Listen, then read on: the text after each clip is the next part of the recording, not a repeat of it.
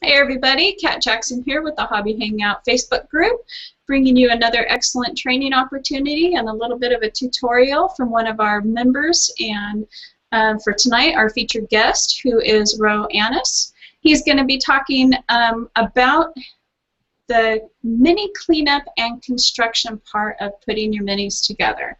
And so I'm going to take the time right now to turn this over to Ro. It's going to be about an hour long, and hope you guys enjoy. All yours. Okay. Well, hey guys. So I guess I was trying to think of a name for this, and this is going to be sort of a general, entry point into at least kind of how I do it. I'm not sure how that meshes up with how everybody else does it, so that'll either be bad or good depending on how that works out. I thought the name for this whole thing was not all that great. Which I came up with. So instead, I'd like to call this cute owl with a hat, or wearing a hat. So just imagine that that's actually what we're doing instead of cleaning up a mini and trying to figure out what to do with it. Typically doing that is, actually I should switch here. Typically doing that is sort of like the part that everybody dreads. The painting part is the fun part. All the other stuff that you have to do beforehand is sort of the stuff you have to do beforehand to get to the fun part. I actually like the building part. Maybe that's because for me, the painting, I'm still really working on it. So let's just get started. What I have here is, let me switch this camera really quick. We'll see how this works.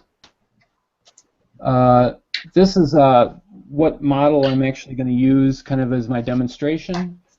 This is a Privateer Press, I don't know what it is. It's some sort of, you guys probably know what it is. It's a lich of some sort, I believe. I don't play the game, so I don't know what they do or what they're for, but it's definitely a really cool model. This is this is one of the larger models. Lost a hand there. So that's kind of what we're going to be focusing on in terms of the actual demo itself. So one thing I wanted to talk about was, let me look at my notes here. Actually, you know what? I wanted to talk very quickly about the tools. So I'll go back here and switch. There's a lot of tools that are really helpful to do this kind of stuff. The most basic tool, of course, that everybody knows is of course, the X-Acto knife. Everybody has an X-Acto knife, I assume. But what's interesting about this is, and I find this a lot, is that this is the basic blade, which I believe is the number 8. I think it's a number 8 blade. But this is what you always see in one of these things. So, number 11, there you go. The number 11 blade. You think I've been using this thing for 30 years, you'd think I would know by now. What people forget is, they make all different kinds of blades. And actually, this blade here, which is actually, I think this is the number 8. This is a big half-inch chisel blade. I use this tool as much as I use my X-Acto, and you'd be surprised how useful something like this can really be. And I'll try to show how that is. And then there's a quarter-inch one here, which is also very useful. I also have some scalpels here. These are from Micromark. And they're hand ground, so the blades on them tend to be kind of non-standard. These both have round tips in them. There's one with a flat tip in them, but these are actually really good for getting those really hard to reach seams. So one thing I encourage people to do is remember that there's a lot of different kinds of blades that you can use. Another thing that I use a lot is double-sided tape. I don't know if you guys use double-sided tape. I'm not sure how easy this stuff is to find, but this is basically masking tape that's double-sided.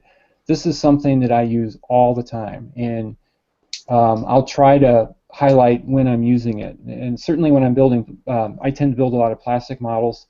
for plastic model building, you've got to have double stick tape. And then, you know, regular masking tape. Another thing that you're going to use a lot of, and these you probably do have, is a pin vise set. So here's I like to have all of mine out and available where I can use them. So I've got this kind instead of the little case kind. And then, of course, there are all of the pin vise holders. These are typically what you find, though, is with a lot of pin vices is when the jaws in them don't clamp down on the small bits very well, because the bit will be loose in there. So when you buy these things, you can actually look at them. This particular one, for example, actually does go down to the number 80, which is pretty rare, which means you can get a really, really small bit in there. Another thing that's going to be useful is, if I can find it, is, of course, oh, that's not it. There it is. Dremel tool. This one, actually, I don't think they make this one anymore. This is the small handheld one. Try to hold it so you can see it. And having a bunch of bits for this is very useful. Having a drill is very useful. Having some files of various sizes is very useful. These are actually the small files. I actually use some really big ones too. So when you're hogging something off. Cutters are very useful. I have a bunch of different kinds of cutters. These are actually Zuron cutters. These are for plastic modeling. A lot of the figures are plastic these days. So these are actually, these came from the what do I want to say? The makeup industry. These are actually cuticle cutters that have been co-opted by the modelers, and so they have an angled blade on them, so you can get really close to a part and nip it off without leaving a mark on it. Same thing here. These are Zuron cutters for cutting harder bits of brass rod or steel rod. These are actually really nice because, unlike using side cutters, which I've got here somewhere, side cutters will leave a big burr on the piece of metal, so getting it into the hole can be a problem. These things, when they cut, the way they're made, they actually chop it off in a way that you don't have a burr. And you can cut some pretty thick things with these. So those are pretty useful. I'm not going to go through absolutely every tool. You know, I have these maple blocks that trying to hold it here so you can see it. This is a chunk of maple that's cut on the end grain. It's really hard, really smooth, really flat, and really slick. This basically becomes like a miniature cutting board. So when you're cutting things, you can lay them right on here and nip them off really well. And this is a very useful tool. Blue tack, believe it or not, this is, I used to use the photocopier, and I'll explain what I mean by that. This is now my new photocopying machine. This blue tack, I'll explain how I use that. So I just kind of want to just give a real general, oh, you know what, here's another tool. Actually, there's two more tools here, sorry. Pencils and Sharpies, very, very useful. Thin Sharpies, really thick Sharpies. These can be used for marking to see something. They typically, like when you're modeling for edges and seams, you can mark the edges and seams, and then they become visible, because usually they're invisible. And the same thing with a pencil. Here we go. This pencil is really soft, so that means it'll leave a mark on a lead miniature or something like that. So these are really great. And the nice thing is that the ink doesn't stay on the miniature the same way. A Sharpie's not too bad. This stuff will come right off, so it's a lot easier to paint over, because sometimes painting over these can be a little tricky. And then lastly, the last thing I'm going to mention is note cards. You know, I keep a pile of note cards handy because I'll be painting or I'll be thinking of something or whatever. If that note card is right there, I can pick up a pencil and I can write down, these are the 6 colors I used, or whatever. And then I can, because it's on a note card, I can take that thing and literally throw it right in with the model. So that means it's there as a reminder, and then it's something that I can forget because it's written down. Okay, so enough tools. Let's talk about the base a little bit. I have some examples over here.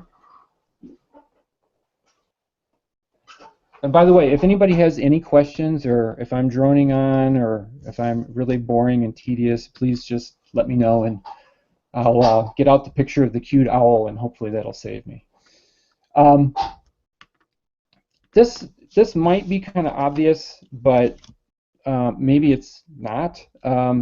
Really, when you're going to be building your miniature, you want to know what kind of base you're talking about. And I'm not talking so much about the aesthetics of the base, although that will be important at some point. But what kind of base are you going to put this model on? So here's what probably a lot of people are painting. This is I think this is a Warhammer Orc. The bases to army models are always a certain size. So I'm sure everybody knows, if you're going to be doing a Warhammer army or an Infinity group or whatever it is, you have to pay pretty close attention to your base size, because all of that plays into when they're on the game grid, obviously. So if you're going to go for that, then you need to pay attention to that. If you're doing one of these kind of miniatures, this is a Reaper Bone miniature that I use for RPGs, because I do a lot of tabletop role-playing games. This is a pretty rough painted miniature, but you want the base, and this is a washer that I glued on here. This basically, I want the base to be as small as possible, because typically when you're playing a role-playing game, you're going to bunch all those figures together because they're going to be trying to get through some hallway or something like that. And so figures with really big bases get in the way. And then the last kind of base is a base like this.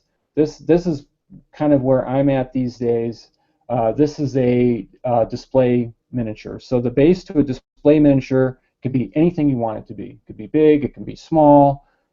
There are no rules as to that. So once you have your miniature, you probably know kind of what base it might be going on already, but if you don't, you may want to kind of keep that in mind. You may also want to think about at this stage too, in the building stage, how you're going to store these things, whether they're going to have magnets on them, how you're going to move them around. Are you going to ship this thing to somebody overseas or whatever? All of that can influence how you're going to build it to start with before you put any paint on it. And for example, if I was going to take this miniature here and send it or take it somewhere, potentially it's kind of fragile. Before I even start painting this thing, I would probably build a box for it and figure out how it's going to get protected. And then that way, doing that, I'm not going to damage any of the paint or anything. Okay, so now let's talk about basically attaching the model to the base. I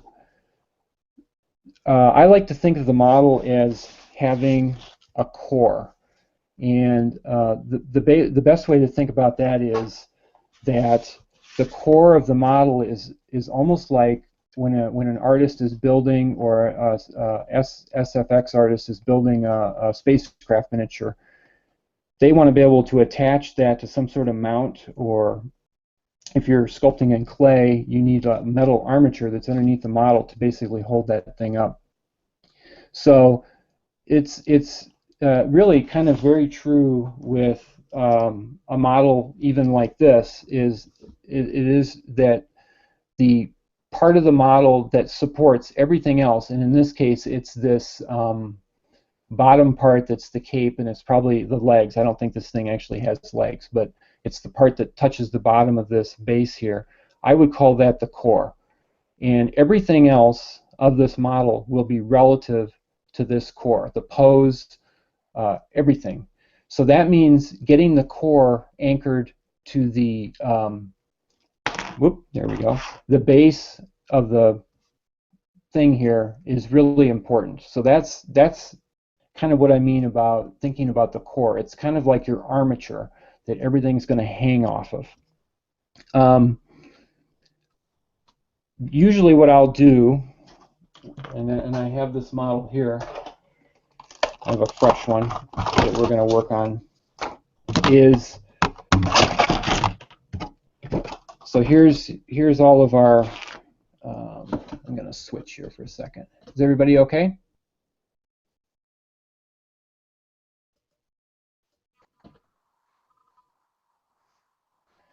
So here's our parts. And basically, what I'm going to do at this point is I'm not going to worry about cleaning up every part spit polish at this point. Really, what I want to do, because this piece here, this bottom piece, is our core piece. So everything's going to be sitting on this piece. So this is the piece I need to really worry about first. And what I'm going to do is I'm not going to worry about all the fine seams that are on this or anything yet, because really none of that matters yet. At some point, the top part of the model is going to get put onto this thing. Actually, it goes like this. And this will be kind of the upper core section, and then all the little extra pieces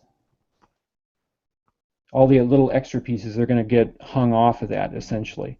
So what I'm going to do now is basically talk about putting this piece here onto a base. And let me remove this here really quick. So what I did was I took some plastic card, or plastic, I think this is 40 thousandths thick styrene, and basically cut this thing out. And basically I used this is I think this is an old measuring tool, but it's basically a compass. And I set it, and you can work the plastic around and basically put this in here and cut this around here. And I can cut one out if you'd like, but basically cut that out. And then this piece here will become the section that will fit down into this thing that everything will rest on. Now I was going to put this guy on a piece of terrain. So I have a piece of terrain here, a really fancy piece of terrain. This is a piece of concrete that I found out in the street, and it has a lot of nice texture and stuff to it. So basically the model's going to get put on that. Now, just to show by contrast, this is the sort of the demo model that I had. And I actually took that rock to work a few months ago, and I actually made a casting of it. This is a casting of that rock. But I don't want to really talk about casting at this point. I really want to just talk about getting the model onto the base. So you'll see what I did here is I took, this one here is the one that came out of the box, and it has that big slug on the bottom that's a big, the big rail. And what I did was I thought I would get really fancy, and I would cut it down to this nib and put it onto this piece so that it would hang off the edge here like this. Now the problem with this is, and I'll try to show this, is it looks really fancy, but really the problem is, and then you can see here, I was not able to get the miniature resting flat on the base. So I had this wobble in here. So even though I have this really nice, cool looking thing where I've inserted it, I really haven't solved any problems with it. And not only that, it took me a long time to cut that piece. So there's a much better way to do it. And I'm going to take these cutters here, and I'm basically going to I'm going to try to hold this so everybody can see it. Basically, I'm going to get this piece off of here. Now, one thing I learned was a long time ago, I used to just try to hog this whole piece off, but the reality is, it's just like working with wood. If you've worked with oak with a chisel or something like that before, you don't try to take out big chunks of it at a time. What you do is pretty quickly, you can just get the whole thing off, but you just do it a little at a time. The other thing about that is that metal, just like plastic, if you're not careful, the stuff will split. And sometimes it'll split where you can see it on the model. So by taking off just little pieces at a time, you avoid that problem of having something split that basically now you have to fix, if it's fixable. So now I've pretty quickly cut this piece off of here. I think some people can be, this is basically a sanding block that I put here. It's like 80 grit sandpaper. Some people are very intimidated by metal models. They think metal's hard to work with. But the reality is metal is actually very easy to work with, and you can actually do a lot with it. So I'm going to take, and now I'm just going to, and the reason I'm using a very rough grit is because I don't want to be sanding all day, and this is a part of the model you're not going to be able to see. So by using 80, hopefully that's not too loud.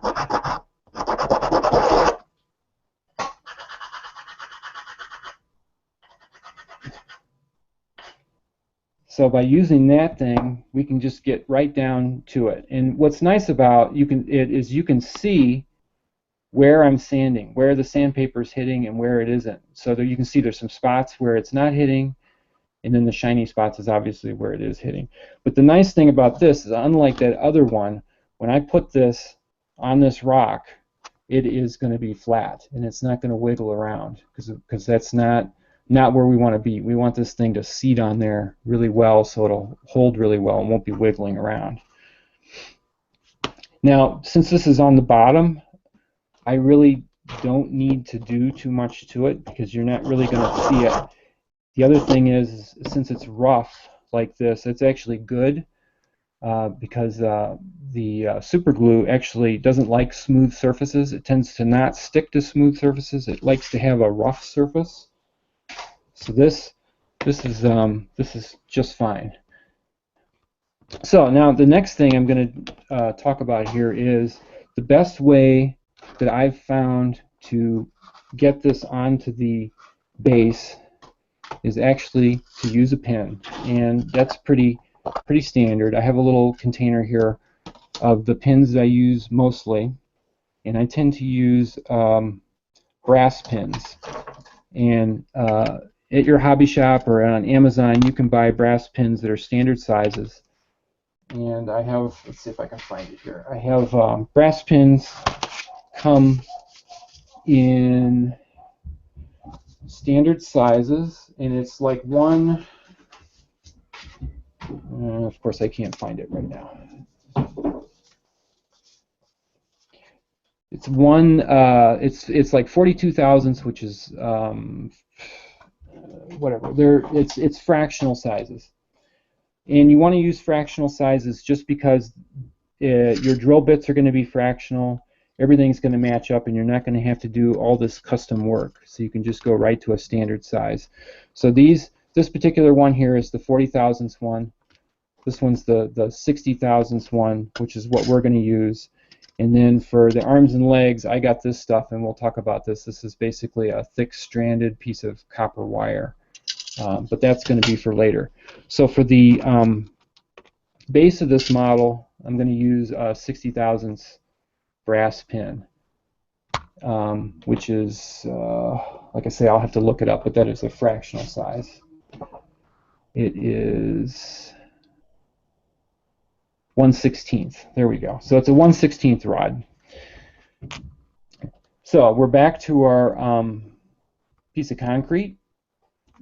I'm going to look at my drill set. I know that this is 62, so I'm going to drill it like one size slightly larger than that.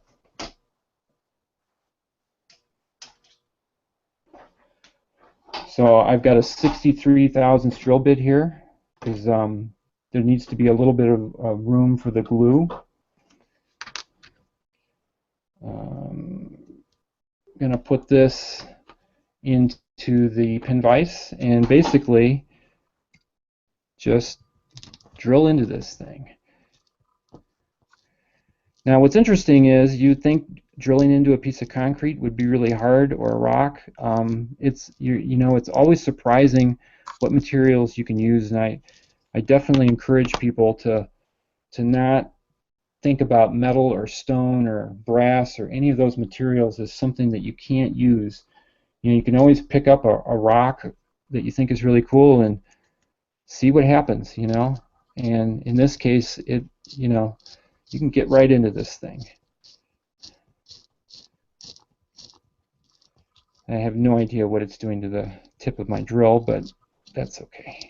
It's probably okay. It's probably no worse than going into a piece of wood.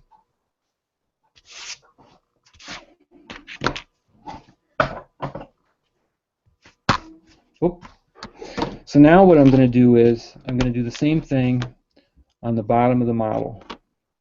So I'm going to figure out where I want this placed on here and try to match that hole up. Now, the fun thing about this is, and this is I'll show how this can be used in some other instances, is I used to do this using a photocopy machine, where you would lay the piece on a photocopy machine. You could photocopy it, and it would show the locations of the holes, and then you could use it as a template to translate that to something else. Well, this blue tack, which is not focusing, of course, this piece of blue tack will actually act in the same way. And no focus, that's okay, it's a piece of blue tack. What I'm going to do is I'm going to basically put it on the bottom of the model here so that it sticks.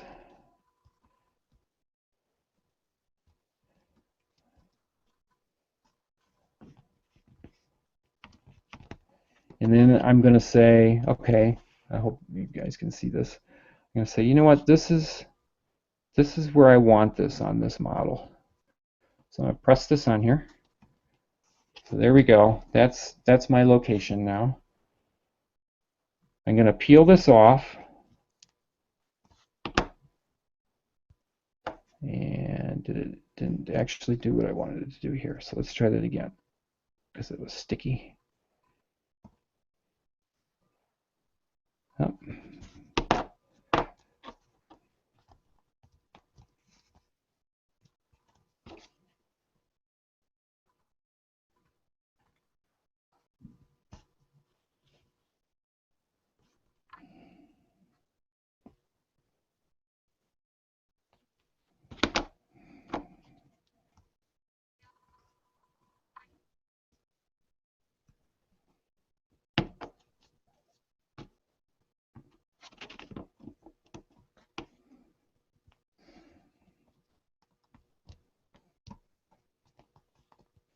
Yeah, this worked in rehearsal. Here we go. Okay, that time it worked.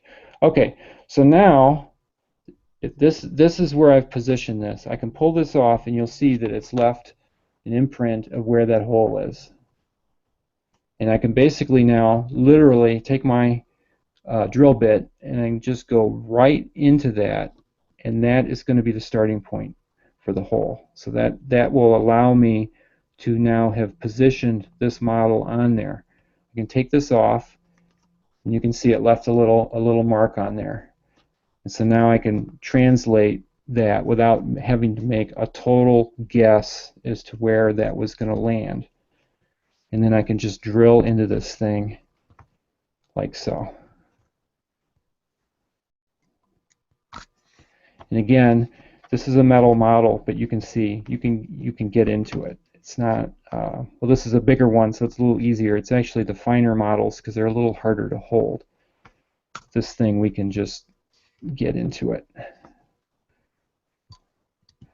And actually what I'm going to do is I'm going to take my drill and I'm going to get into this a little quicker, just so that we can progress on here a little faster.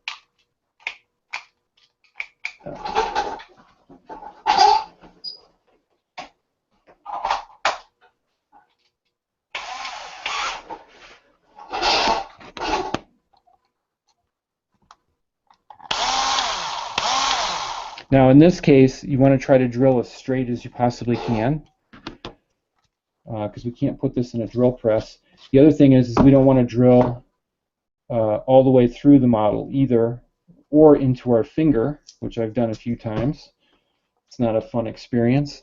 So what I'm going to do is I'm going to take a piece of tape and I'm going to mark this so that that's how far I'm going to go into this thing. So that way I'm not going to drill into my finger, hopefully.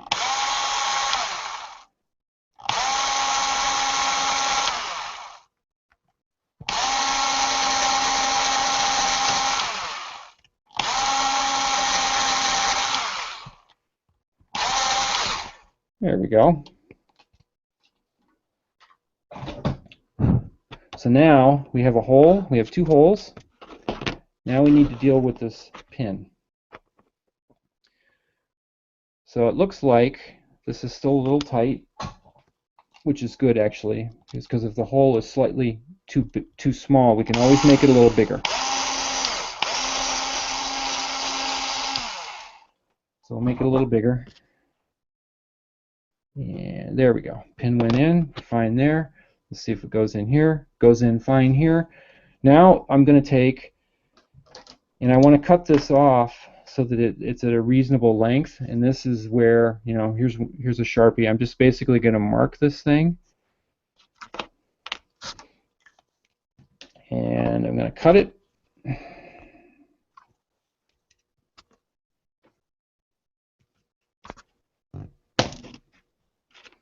And then I'm going to take my file. So here's our sand, or our piece of wood. This pin is smooth on the outside. So basically what I'm going to do is I'm going to take a larger file, and I'm just going to roll this thing a little bit on here. And what that's doing is it's kind of almost like knurling. It's just putting a little texture on it so that when I put it into the model, there'll be something for the glue to grab on a little bit. Now the other thing that'll help is to obviously drill deeper, because the longer that pin is, the more likely it's going to stay in there. And what's nice about that is the glue works on surface area. So the more, basically think about it as surface area, not how tight it is, but how much surface area there is for that glue. The other thing is if it's too tight, there's also not even room for the glue. So in a way, you want it to be, you don't want it to be super loose, but at the same time, you want a few thousandths around that pin so that there's room for that glue in there. Okay, so we got the pin there. We got the pin here. Now this, and what I like about doing it this way is that I can put these together and they'll kind of hold together. They'll almost like press fit together. And that's really advantageous, because if the model is posable, then it gives you a chance to kind of fool around with the pose without having to put glue on it first. And you will find that sometimes you're going to be leaning a model forward or leaning it back. It's a little, it's never completely clear on some of them exactly where that's going to be. And by pressing the whole thing together like this, you can see what's happening. Now the other thing that's really useful about a pin is, let's say I put this in the wrong place, or I don't like where it's at. Well, the pin, the hole, doesn't take up much space, so that means I can move it over pretty easily just by drilling another hole, as opposed to that other thing that I made, this slotty thing. The problem with this thing is even though it looks cool, moving this around on the model is a real pain because it's so big. The other thing about a pin that's nice as well is you can flex the model on there to flex it forward or flex it back, and it also allows you a little bit of freedom because you can rotate it on there to adjust exactly how it's going to be on there. So those all, while the pin is not very glamorous, it certainly allows you a lot of flexibility in terms of posing. Now I used a 60 thousandths pin on this piece because I wanted, since this is what I'm calling the core, I really wanted it to be very robust. So now what we're going to do, let's see here, let's take a look at my notes.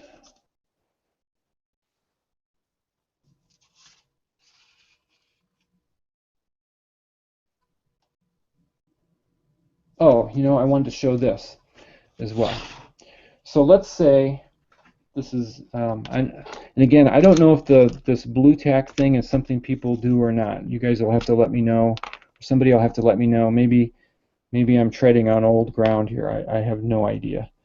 But I've taken a infinity figure here, which the camera does not want to focus on, but you can take my word for it. Okay, there we go. And these things, there we go. The feet on them tend to be really small, or a lot of them, especially the female figures. This is a female figure, so the attachment points to the base tend to be very svelte. So you can see on the bottom of this figure, hopefully, try to get the camera, there we go. I drilled 2 starter holes, and these are 40 thousandths starter holes, and they're not very deep. They're just a little hiss of a hole. And then basically what I'm going to do is I'm going to take the blue tack, and I'm going to say, I'm going to figure out where I want this figure on this base, and I'm going to put the blue tack on here. And you probably know where I'm headed with this, but I can basically take this thing, take this figure, say, okay, that's where I want that figure to be. Peel the figure off, and if you'll notice, you can see the 2 impressions left by the holes. So now I literally can take my 40 thousandths drill bit, which is around here somewhere, this one. I can take this thing and I can go right into those holes into the base, just like that. And that means that the holes on the base will be perfectly matched up with the holes on the figure. In addition to that, I will also have been able to position the figure on there exactly where I want it. So if that's not where I want it, I just keep moving this around until I'm like, you know what, this is where that figure needs to be. So there's no guesswork in terms of where that figure is on the base. And again, holes match up perfectly. Okay, we're not building an infinity figure at the moment. Let's go back to the lich. Okay, so now I have this part set up. Now what I'm going to do is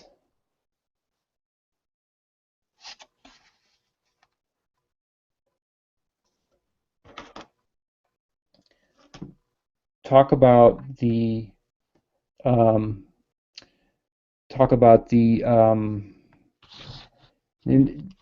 do the let's attach to get the torso of the figure onto this bottom part, I guess the legs.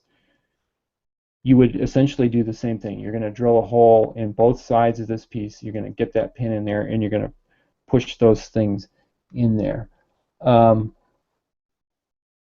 What I want to talk about now, though, is actually drilling into the arm, posing one of the arms first. So what I'm going to do is I'm going to take this arm. This is his left arm, which goes here, like so. And I'm basically going to get that thing on there.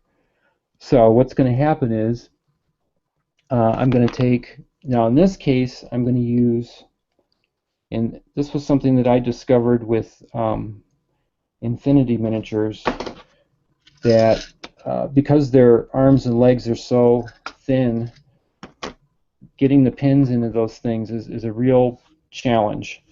And then posing them and getting the glue on them and all that stuff, it can be a challenge. So this here, oh, somebody, hang on a second. Oh, okay. This here is actually a strand of copper wire, and I wanted to show where this came from. So this is from a big piece of probably house wire of some sort that I found. And each one of these wires in here is, well, I wish it would focus, is 20 thousandths. And then I basically stripped the whole thing, and so now I have all this 20 thousandths wire. And copper wire is pretty flexible, or relatively flexible. It's pretty easy to bend, but this stuff is pretty thick. So this is what I'm going to use for the to connect the arms. And let's see if I can find my where is it? Here it is. So here's my pin vise that has actually this particular drill bit is a 22, just slightly larger than the wire, so that'll give me a little bit of wiggle room. And basically what I'm going to do is I'm going to see which one of these pieces am I going to start on here first. Let's do this one. So I'm going to hold this up here first and see how they kind of match up. So it looks like it's pretty straightforward, and Privateer gives us a nice key here, so that there's like a real kind of positive way that these go together. So that's nice. We kind of know where we're headed. Okay, I'm going to drill into this thing.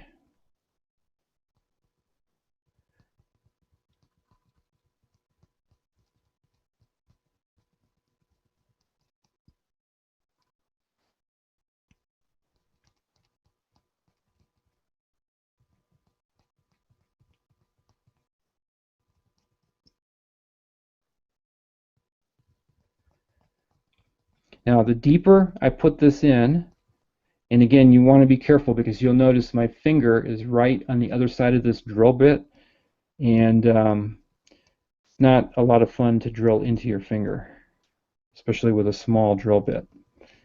So I'm going to try not to do that. And again, we're going to do the same little trick that we used with the blue tack before. Is now I'm going to take some of this blue tack and I'm going to put it on this arm, so like so. And what you want to do is get enough of the blue tack on the piece that it sticks on the one side, obviously. So I'm going to put this in here. And again, what it'll do is, you know what, I got too much, so I can't see what's going on. So I got to put in a little less.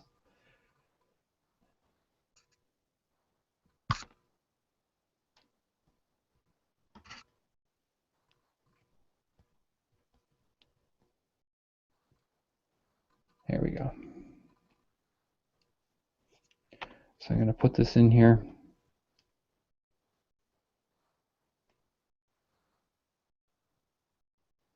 So there's where it's going to be posed. I take that off. It tells me where I'm going to put my drill bit, which is not focusing very well, but let's see if we can get this in focus. Whew.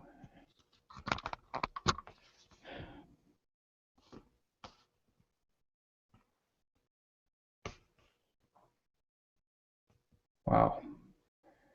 I don't understand what's going on here.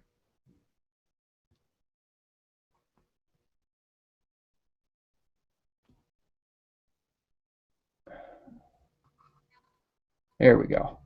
So you can see it left a little mark, and then basically I'm just going to go right in on top of that thing. And all I want to do is get in there and mark it. And the thing is you'll see it in there, so it left a little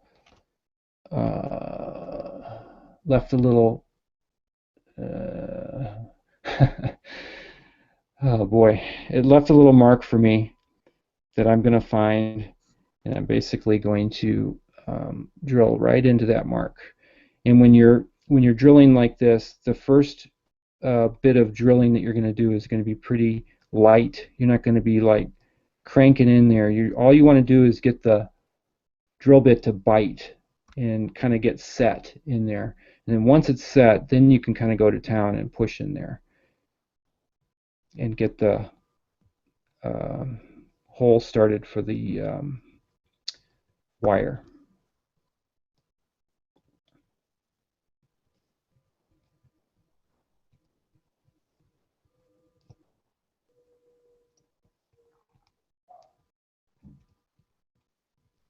And again, the deeper I make this hole, the easier it will be to pose the model together without gluing it. And again, if you have like I know for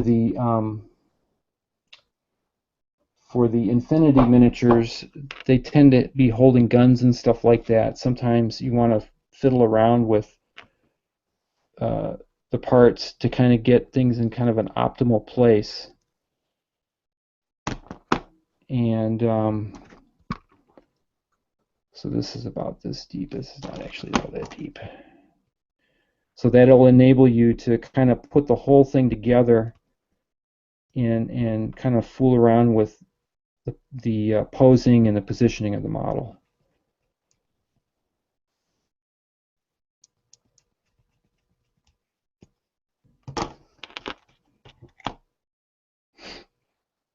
Now this is another use of that flat tool. This is typically what I'll use it for. Actually, for cutting off stuff like this, it's really useful because instead of, let's see if I can make it so you can see it.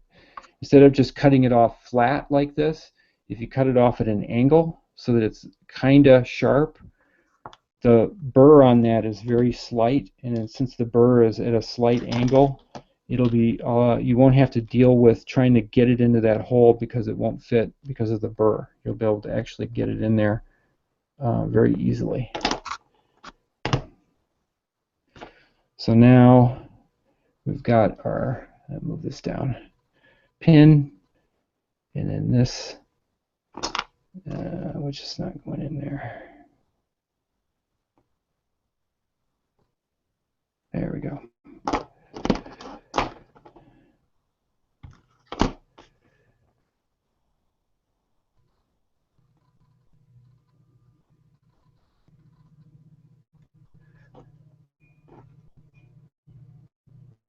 There we go. So I'm basically going to have to shorten that thing up, but basically now that arm is attached, and I can move it around and kind of deal with it. Now the kind of glue that I like to use for these pins, and I don't know how, I like to use super glue obviously, but this is the thick stuff. And I don't know how widespread use that is. People generally tend to use the thin stuff, and the thin stuff is very, very useful. The advantage to the thick stuff is that you can basically put it exactly where you want it, because the thin stuff will just run all over the place. So let's say I was going to put this pin on here, or glue this pin in here. Get this so you can see it. I always use an applicator to put glue on, so generally not right from the bottle. This is not showing up very well. There we go. Basically, I take an applicator, and the nice thing about, because it's thick, you can control just how much of this glue you're going to put on there. You can put a lot on, you can put a little on, and because it's thick, it also takes a little bit longer to dry, so it doesn't dry instantaneously. So that means you can put this pin in the model, then take the model, and you'll have like a half minute or so. So if I had put it on here, I could position it around and kind of move it a little bit until I got it like right where I wanted it to be. And with super glue, you have to get it right off the bat. You got to, it's going to capillary action and flow everywhere and bond really good. But if you don't have everything in the right place, then basically you got to take the thing apart. So I like the thick stuff. It's also useful for filling and some other stuff like that as well, but it's great for bonding, and it's no less strong than the regular super glue. So that works out really well too. Okay, so let's look at where we're at now. There's one particular I don't know how much time do we have? Where are we at? You are at 7 o'clock, but we didn't start until 6:15. So if you go until you're done. Okay. Are you guys? You guys aren't ready to jump out of a building yet? No. Oh my gosh, I'm learning so much, Ro. Thank you. The whole blue tech thing just blew my mind. Actually, that was kind of accidental, and I had no idea if that was a thing or not. So you see, that's the thing. And since I'm not a miniatures guy per se, I don't know what people are really doing, you know. Uh-huh. So I don't know if I'm going over things that people know already or not. I have no idea. That was just so cool. Oh my gosh, I've learned so much. Keep going. Okay, you asked for it. Let's talk about seams a little bit. You know, seams in any kind of model building basically suck. And the interesting thing about seams is, hang on, you know, I'm going to change the view for a second here because you guys are probably tired of looking at my table, or maybe not. The thing about seams is that removing them, a lot of people have the mindset that you basically have to remove all the seams, and this was why I talked about not cleaning up the whole model until you get it posed on the base, because chances are, oh, I'll move this so you can see it. Chances are some of the seams will be hidden, so that's why you get the whole model posed and kind of put together, and then you look at that model, and you know what? It might turn out that a really hard to clean place is totally covered and totally invisible, and you won't know that until you've actually put this thing kind of together. So you've immediately just saved yourself an amazing amount of work. The other thing is, removing seams is not about making the model more realistic. It's about removing an obvious clue that everybody can see that this thing was manufactured. So if you think about it that way, it changes how you deal with seams, because sometimes what what you're what you do is instead of removing them, which sometimes can be very difficult depending on where they're at, you're altering them so that they become invisible as a manufacturing process mark. So it's really just a different way to think about those things. So like I say, every model that you work with will have these marks of manufacturing on them, and you're basically just trying to get them to be invisible, especially to someone with a trained eye. So what we're going to do now is I'm going to take this torso. I'm going to have to switch back here. Let's do that. Let's hope I can get this camera to focus properly so that I gotta hold it in the right place. Actually, let's look at the base piece here. Oops.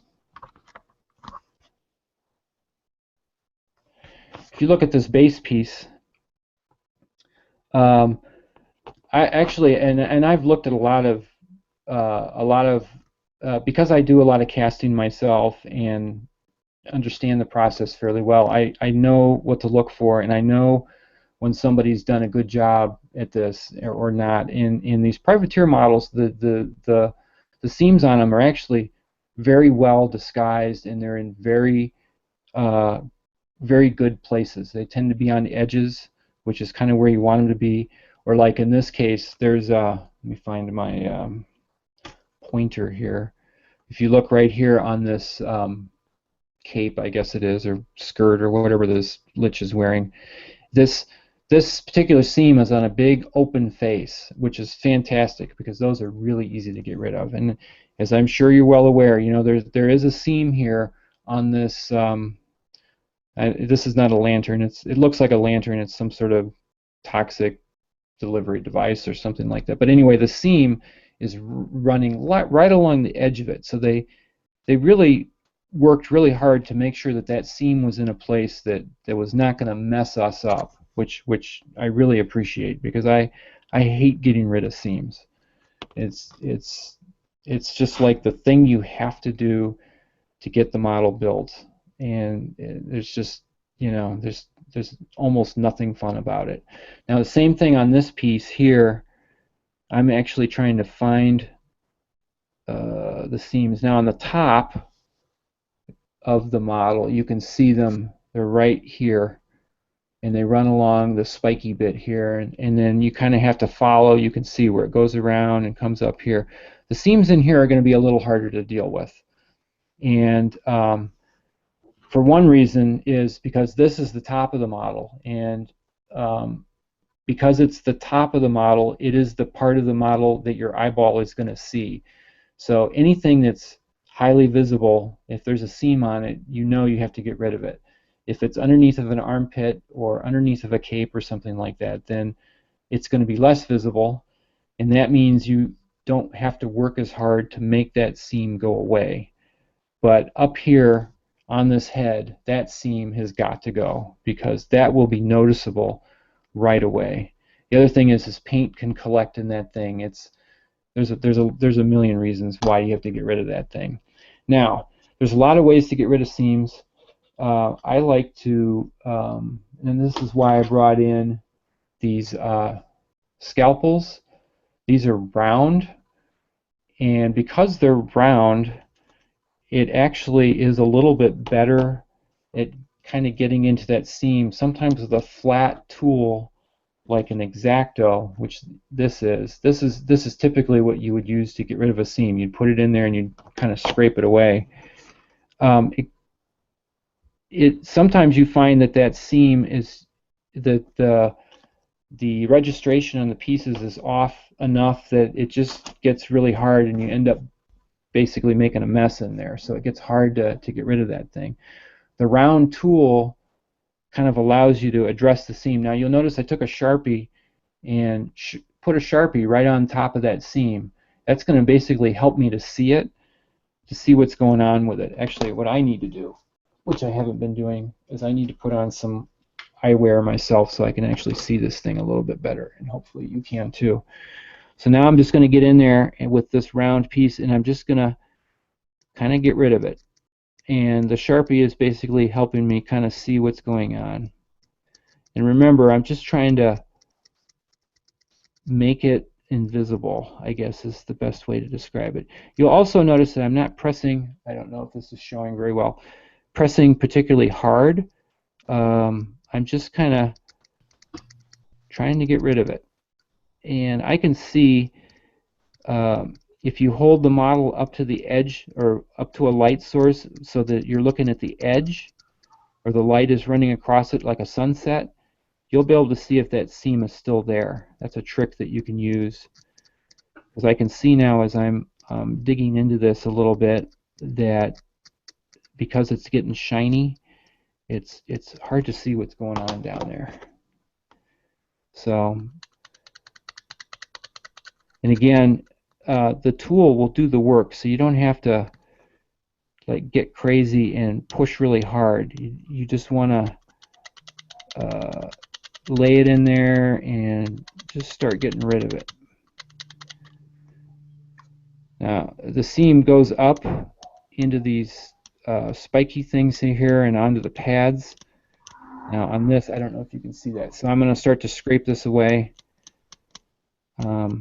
I'm not going to show a lot of this because, you know, if you've done this, and I'm sure that you have, this is tedious work and not particularly a lot of fun. But what I'm trying to show is think about the other blades that you have and the other tools that you have. Think about something like a piece of sandpaper even. This is 600 grit.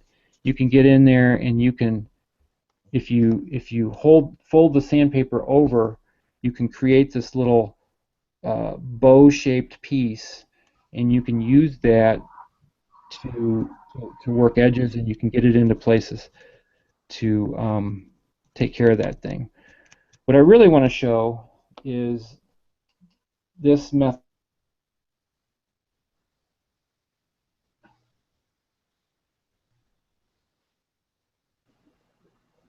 Did we lose your audio? Been something that has made my life a lot easier. Hello? Yep, I can hear you again. Okay. What this is basically my Dremel tool. And what I have done is taken Let me find one. I have one around here. I have taken a Q-tip and taken basically taken all of the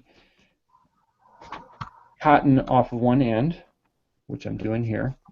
So that end's a little, I'm going to try to make it, that end's a little roughed up.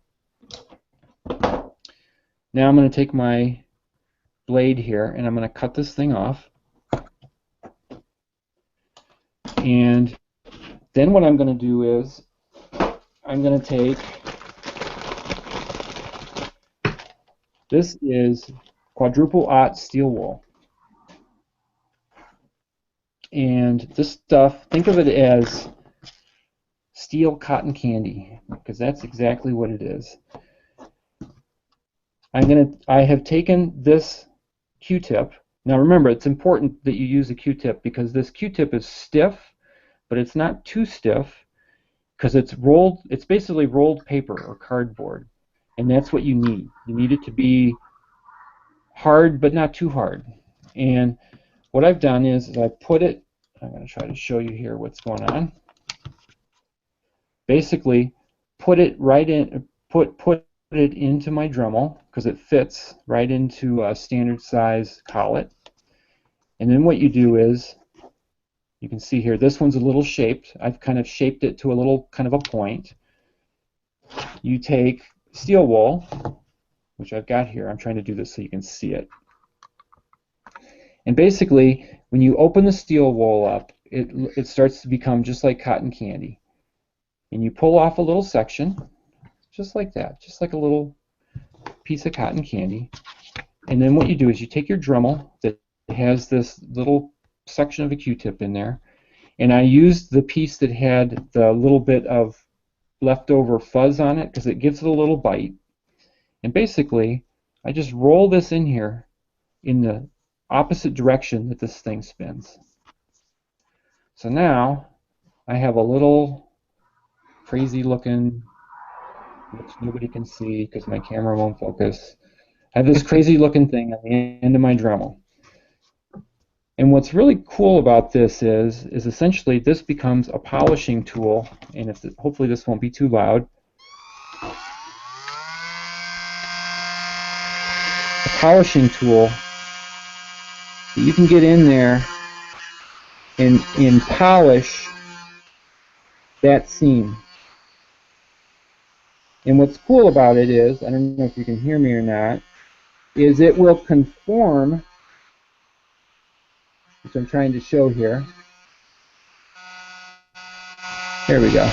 It will conform to the inside shape so that, like a hard-to-reach place, that steel wool is going to get down in there and kind of smooth that out. But the steel wool isn't so invasive that it wrecks the top of the model. It really is just smoothing out. So you can take and you can wrap even more on here. So depending on how much you wrap and how much it sticks out, depends on how it's going to kind of behave once you get it into that model crevice.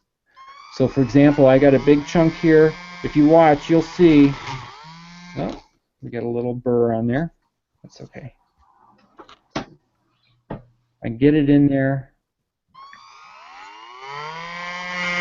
and you'll see it's conforming into that shape. And basically now I can polish that away. It also means all of those little tool marks that I left with my other stuff, I can just get rid of those. So what I encourage you to do is take some steel wool, take your Dremel, take a practice piece of some metal miniature. It actually works on plastic miniatures as well. You have to be a little more careful and not have the speed up so high. And try it, and you'll be surprised at how easy it is. If I take this lich and I make myself a nice little ball here of cotton candy, I can take this seam right here and I can just polish it so that that casting mark literally will go away. So like this really works in the tops of heads. It'll work anywhere. It'll work on an edge. So like right here where this little thing is, if there's a little thing on there in the edge, I can just go in there and get rid of it. So that means there's no tool marks or anything. So that's actually a nice, like same thing here. You'll notice like right here, there's a little, let's see if I can show it right here. There's a little spot in here in between these things. How do you clean that out? Because there's a seam in there. Well, this piece, you can actually, I'll see if I can show you how it works. It'll actually, I got to get a little bit more out here. It'll go in there and it'll sort of get trapped in there. Let's get a little bit more. So you can literally get it into those nooks and crannies that you normally wouldn't be able to finish. Let's see if I can.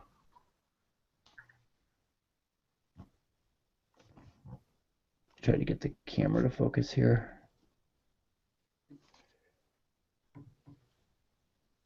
Boy. Ro, would you use this on plastics at all, or is this just for metal? No, you can use it on plastics, and actually that's where I started using it, was on plastics. Okay. And so you notice here I have plastic kit from Malifaux. I assume is that how you pronounce it? Yeah, Malifaux. So here's your sprue. Now the nice thing about this is you know exactly where the parting line is because you look at the sprue, right? And what you do is you leave the parts literally right on the sprue, and you can say, you know what, I need to get rid of this line, this parting line that's right here. You can take this thing, and you can literally, okay, I got a little too much on here, but you get the idea. You can literally take this thing and polish it right off of there. And normally removing mold lines from these thin little pieces is a real pain because they tend to break. There's a lot of issues. But if you leave everything right here on the sprue, you can literally walk your tool around these pieces. And again, practice on something first so you get how it feels. It doesn't take a huge amount of skill, but you should try it on something. You can go in and you can get rid of 90% of all the mold seams on this right when it's on the sprue.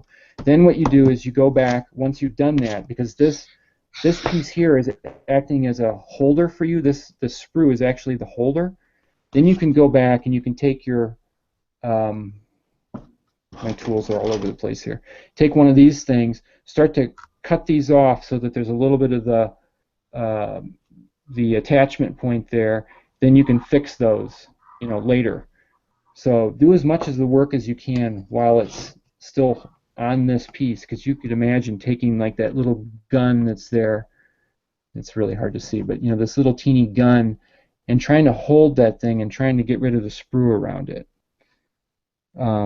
It's the less work that you have to do, the better. That's how I look at it.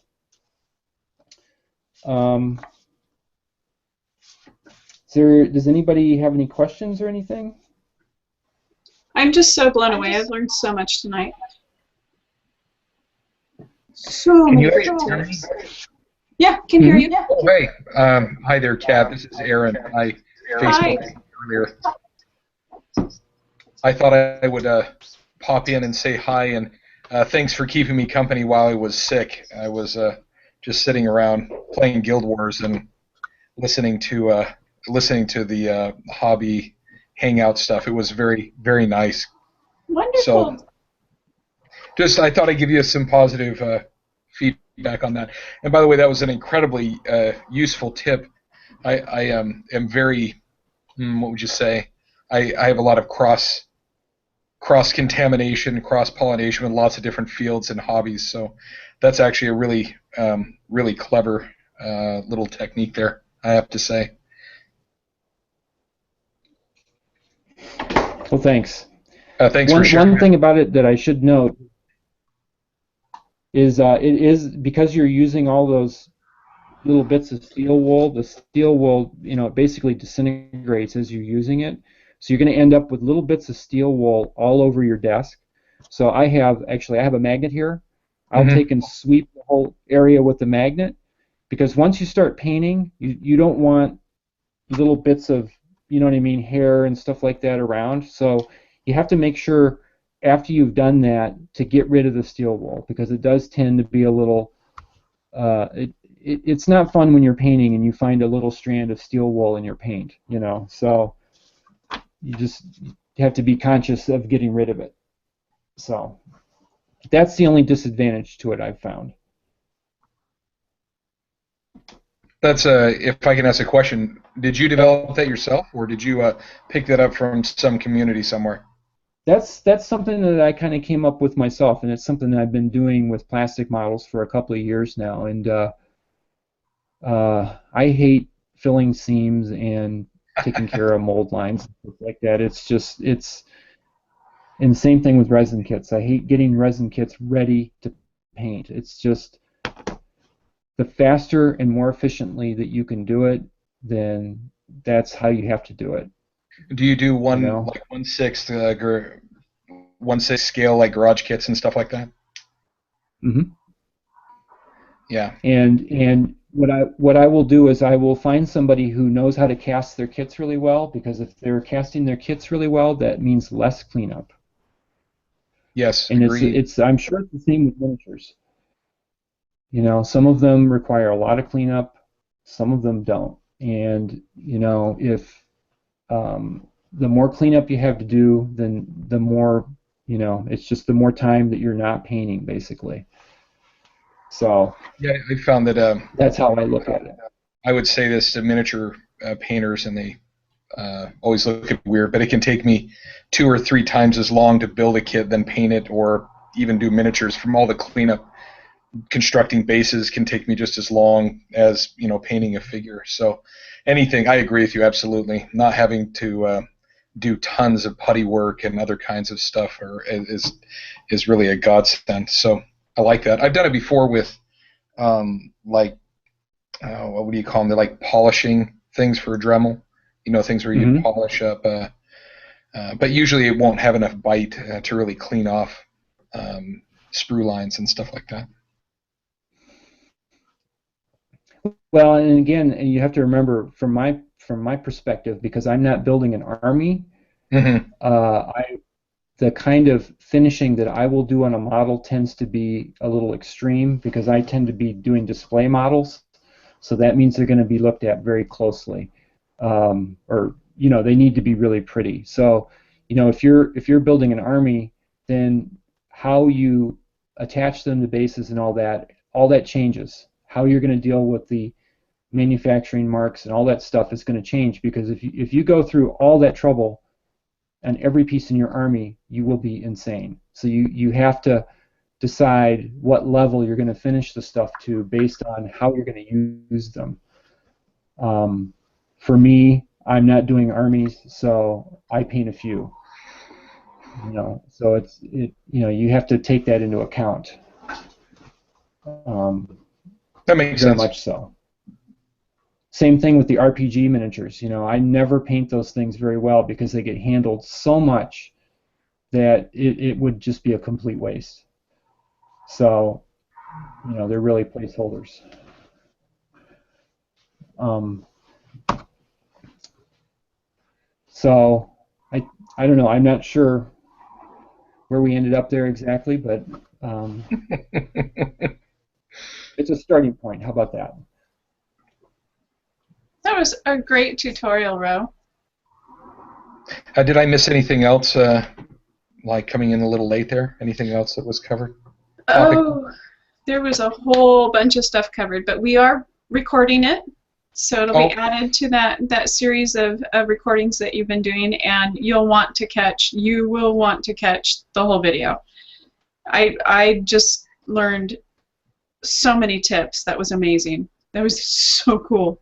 It's going to make everything so much easier now. The blue tack completely just Well, probably I changed hope my so. life. Fantastic. Well, maybe this is where we're at for the recorded part, Okay. and Well, I can think about if there's something else that people want to see or something more specific, or since this was the first one, I wasn't sure exactly how to approach it.